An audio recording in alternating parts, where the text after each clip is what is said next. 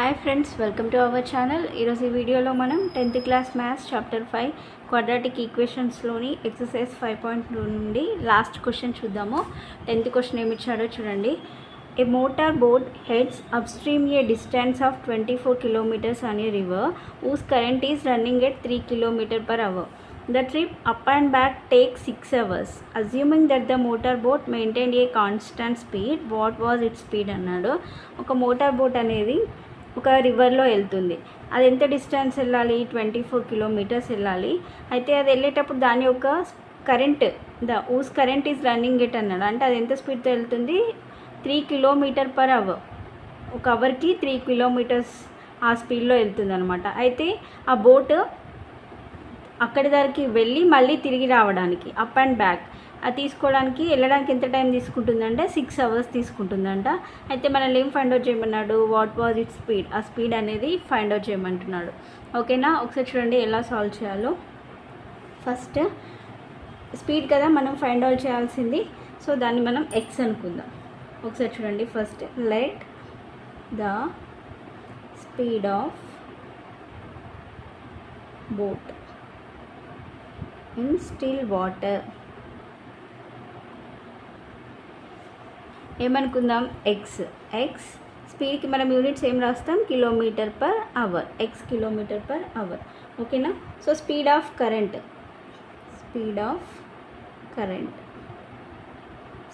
Current ఎంత ఇచ్చాడు మనకి? కరెంట్ మీన్స్ అది ఎంత ఫ్లోలో వాటర్ ఫ్లో అనమాట. కరెంట్ అంటే వాటర్ ఫ్లో. ఎంత స్పీడ్తో వెళ్తుంది అది వాటర్ ఫ్లో అనేది? 3 km/h. ఓకేనా. So 3 km/h. నెక్స్ట్ ఇప్పుడు మనం కనుక్కోవాల్సింది ఏంటి? స్పీడ్ ఆఫ్ అప్ స్ట్రీమ్ అని రాద్దాం. ఓకేనా. First speed of upstream రాసి తర్వాత డౌన్ స్ట్రీమ్ చేద్దాం. చూడండి. Speed of boat in upstream.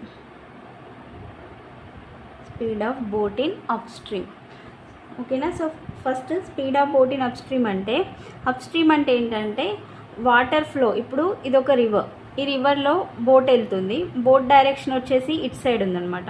ఓకేనా. బోట్ డైరెక్షన్ ఇటు వచ్చేసి వాటర్ ఫ్లో అనేది దానికి ఆపోజిట్ సైడ్ ఉంటుంది. బోట్ వెళ్ళే డైరెక్షన్ ఏమో ఇటు సైడ్, ఇప్పుడు రైట్ సైడ్ ఉందనుకోండి, దాని యొక్క వాటర్ ఫ్లో అనేది ఎలా ఉంటుంది? లెఫ్ట్ సైడ్లో ఉంటుంది అనమాట. అంటే ఇవి రెండు కూడా ఆపోజిట్ సైడ్స్లో ఉంటాయి కాబట్టి మనం మైనస్ తీసుకోవాలి. సో అంటే అప్పుడు బోట్ యొక్క స్పీడ్ ఎంత? ఎక్స్ అనుకున్నాం. వాటర్ ఫ్లో ఎంత అనుకున్నాం? 3 km కదా, వాళ్ళే ఇచ్చారు. సో అప్పుడు ఇది ఎలా అవుతుంది? మైనస్ చేయాలి కదా, ఒకదానికొకటి ఆపోజిట్ డైరెక్షన్లో ఉంటాయి కాబట్టి ఏమని రాయాలి? x-3 అవుతుంది. ఓకేనా. x-3 km/h. Speed of boat in down stream ఏమవుతుంది? డౌన్ స్ట్రీమ్ వచ్చేసి బోట్ అయితే ఏ డైరెక్షన్లో వెళ్తుందో దాని యొక్క స్పీడ్, అలానే వాటర్ ఫ్లో కూడా, ఇవి రెండు కూడా ఎలా ఉంటాయి? ఒకే డైరెక్షన్లో ఉంటాయి. ఓకేనా. అవి రెండు కూడా ఒకే డైరెక్షన్లో ఉంటాయి కాబట్టి మనం ఎలా తీసుకోవాలి? ప్లస్ తీసుకోవాలి. ఓకేనా. బోట్ యొక్క స్పీడ్ ఎంత? ఎక్స్. దాని యొక్క కరెంట్ ఎలా ఉంది? దాని యొక్క ఫ్లో 3 కదా, అంటే ఇవి రెండింటిని యాడ్ చేయాలన్నమాట. x+3 అవుతుంది. x+3 km/h. సో ఇది ఎంత డిస్టెన్స్లో వెళ్తుంది? అది 24 kilometers ఆ డిస్టెన్స్లో ఉంది కదా. సో అందుకని మనం ఎలా రాయాలి? ఫస్ట్ టైం తీసుకోవాలన్నమాట. టైం అప్పుడు ఏమవుతుంది? ఒకసారి రాద్దాం. చూడండి. Time taken in upstream. మనకు టైంకి ఫార్ములా ఏంటి, లేకపోతే స్పీడ్కి ఫార్ములా ఏంటి? స్పీడ్ ఈక్వల్ ఏమవుతుంది? Distance by time. Speed equal ఏంటి? Formula distance by time. So మనకి కావాల్సిన ఇక్కడ టైం కదా, టైం ఈక్వల్ రాస్తున్నాం కాబట్టి టైం ఈక్వల్ అప్పుడు ఏమవుతుంది? డిస్టెన్స్ బై స్పీడ్ అవుతుంది. ఓకేనా. Distance by speed.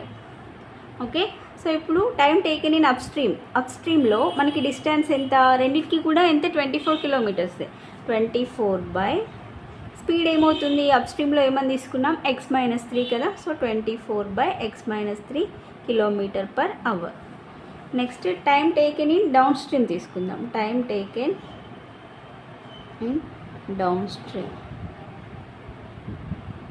Equal to distance అంటే 24, స్పీడ్ ఎంత? డౌన్ స్ట్రీమ్లో x+3 కదా, x+3 km/h. ఓకేనా. సో ఇప్పుడు ఈ రెండింటికి డౌన్ స్ట్రీమ్కి అప్ స్ట్రీమ్కి కలిపి మొత్తం ఎంత టైం తీసుకుంది దీనికి ఇక్కడ టోటల్ టైం ఇచ్చారు కదా మనకి the trip up and back take 6 hours అన్నాడు కదా క్వశ్చన్లో. సో టోటల్ టైం అనేది ఎంత 6. ఇక్కడ రాద్దాం చూడండి, total time taken equal to 6 hours. So total అన్నాం కాబట్టి రెండింటిని యాడ్ చేయాలన్నమాట. అప్ స్ట్రీమ్ని డౌన్ స్ట్రీమ్ని రెండింటిని యాడ్ చేస్తే అది టోటల్ టైంకి ఈక్వల్ అవుతుంది, అంతే కదా.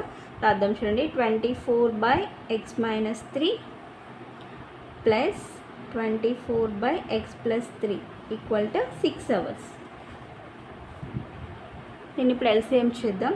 x+3 24 × x+3 ప్లస్ x-3 దీంతో మల్టిప్లై చేయాలి. 24 × x-3 by x+3 x-3 × x+3 equal to 6.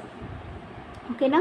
So next 24 × x 24x plus 24 × 3 అంటే 72 ప్లస్ 24x మైనస్ 24 × -3 అంటే -72 బై ఇది ఎలా ఉంది a + b × a - b అంటే ఏమవుతుంది a² - b² కదా. అంటే ఇక్కడ ఎలా రాయాలి x² - 9 ఈక్వల్ టు 6.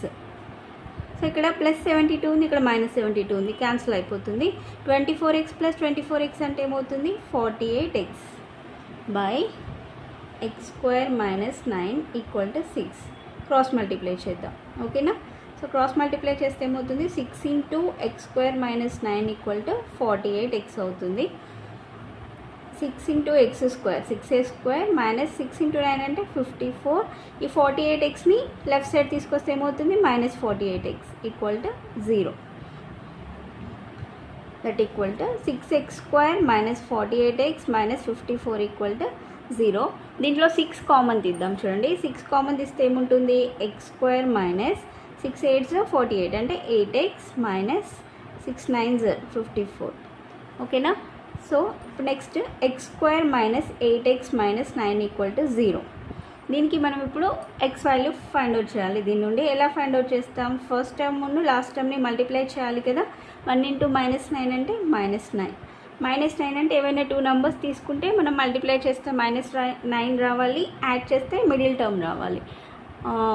సో ఇవే నెంబర్స్ తీసుకుందాం. So 1 × -9 equal to -9. 1 - 9 equal to ఏమైంది -8 కదా. సో రాద్దాం చూడండి, x² - x - 9x - 9 equal to 0. So దీంట్లో x కామన్ తీద్దాం. x కామన్ తీస్తే ఏమవుతుంది x - 1 మైనస్ 9 కామన్ తీస్తే x - 1 ఈక్వల్ టు 0. ఈ రెండిట్లలో x - 1 కామన్ తీద్దాం. x - 1 × x - 9 equal to 0. So that ఇప్పుడు ఏమవుతుంది x - 1 ఈక్వల్ టు 0 ఒకటి, x - 9 ఈక్వల్ టు 0. అప్పుడు ఏమవుతుంది x - 1 ఈక్వల్ టు 0 అంటే x ఈక్వల్ టు 1, ఇంకొకటి వచ్చేసి x ఈక్వల్ టు 9 వచ్చింది. ఓకేనా. So x equal to 9. Sorry, ఇక్కడ మనం +x తీసుకోవాలి. +x -x కదా. సో x + 1 వస్తుంది. x + 1 ఈక్వల్ టు 0 అంటే x ఈక్వల్ టు -1 ఒకటి, x ఈక్వల్ టు 9.